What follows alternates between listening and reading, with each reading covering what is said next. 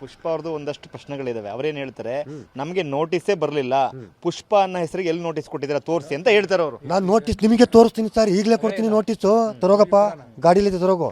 ಅವ್ರಿಗೆ ಸಮನ್ಸ್ ಹೋಗಿರೋ ನೋಟಿಸು ನಟರಾಜನಿಗೆ, ಪುಷ್ಪಗೆ ಹೋಗಿರೋದು.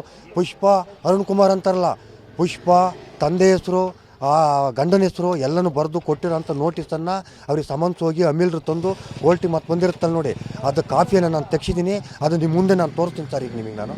ಇನ್ನೂ ಒಂದು ಪ್ರಶ್ನೆ ಪುಷ್ಪ ಅವ್ರದ್ದು, ಇವರಿಗೆ ಕೋರ್ಟ್ ಆದೇಶ ಆಯಿತು ಅಂತ ಹೇಳ್ತಾರಲ್ಲ, ಕೋರ್ಟ್ ಆದೇಶದಲ್ಲಿ ಕಾಂಪೌಂಡನ್ನು ತೆರವು ಮಾಡಿ ಅಂತ ಎಲ್ಲಿ ಆದೇಶ ಇದೆ? ಹೆಂಗೆ ನನಗೆ ನೋಟಿಸ್ ಕೊಡದಲ್ಲೇ ಅವ್ರು ಕಾಂಪೌಂಡನ್ನು ತೆರವು ಮಾಡಿದ್ರು ಅಂತಕ್ಕಂಥ ಪ್ರಶ್ನೆ ಅವ್ರದ್ದಿದೆ.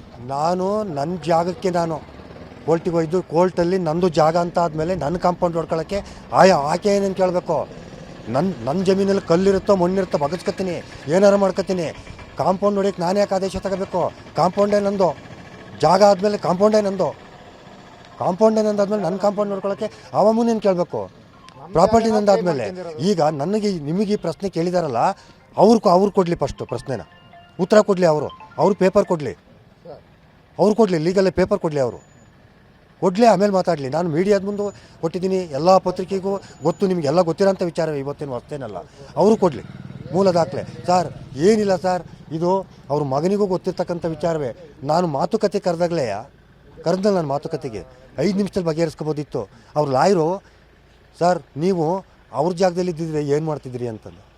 ಅದಕ್ಕೇನಂದೆ ಗೊತ್ತಾ ಸರ್, ನಾನು ಬಿಟ್ಟು ಹೋಗ್ತಾ ಇದ್ದೆ, ಆಚೆಗೆ ಬಿಟ್ಟು ಹೋಗ್ತಾ ಇದ್ದೆ. ನಾನು ಅವ್ರ ಜಾಗದಲ್ಲಿ ನಾನಿದ್ದಿದ್ರೆ ಬಿಟ್ಟು ಹೋಗ್ತಾ ಇದ್ದೆ. ಗೊತ್ತು ಅವ್ರ ಲಾಯರಿ ಸತ್ಯ, ಅನುಭವದ ಕೊರತೆ ಇದೆ ಅವ್ರ ವಕೀಲನಿಗೆ. ಸರ್, ಈಗ ಇವತ್ತು ಬೆಳಗ್ಗೆ ಒಂದಷ್ಟು ಮಾತಿನ ಚಕಮಕ ಆಯಿತು, ಗಲಾಟೆ ಆಯಿತು, ಪೊಲೀಸರು ಕೂಡ ಬಂದರು. ಈಗ ಪೊಲೀಸರು ತಮಗೆ ಏನು ಸೂಚನೆ ಕೊಟ್ಟು ಹೋಗಿದ್ದಾರೆ ಸರ್? ಪೊಲೀಸರು ನಮಗೆ ನೀವು ಗಲಾಟೆ ಮಾಡ್ಕೋಬಾರ್ದು ಅಂತ ಹೇಳಿದ್ದಾರೆ. ಕೋರ್ಟಲ್ಲಿ ಇರೋದ್ರಿಂದ ಇವ್ರು ಕೋರ್ಟಿಗೆ ಹೋಗಿದಾರಲ್ಲ. ಈಗ ಇವರು ನನ್ನ ಮೇಲೆ, ಈಗ ನೆನ್ನೆ ಇತ್ತು ಕೋರ್ಟು, ಅವತ್ತು ಹೇಳಿದ್ದೆ ನಾನು 31ಕ್ಕೆ ಹಾಜರಾಗ್ತೀನಿ ಅಂತ. ನಾನು 31ಕ್ಕೆ ಹಾಜರಾದೆ ನಾನು. ಇವ್ರು ವಕೀಲರು ಬರಲಿಲ್ಲ, ಇವರು ಬರಲಿಲ್ಲ. ಕೋರ್ಟಿಗೆ ಹೋಗಿ ಅವರಲ್ಲ, ಅವ್ರು ಕೋರ್ಟಲ್ಲಿ ಏನು ದಾಖಲೆ ಕೊಟ್ಟು ಅವ್ರದ್ದು ಅಂತ ಜಾಗ ಏನು ತೋರಿಸ್ತಾರೆ ತೋರಿಸ್ಲಿ.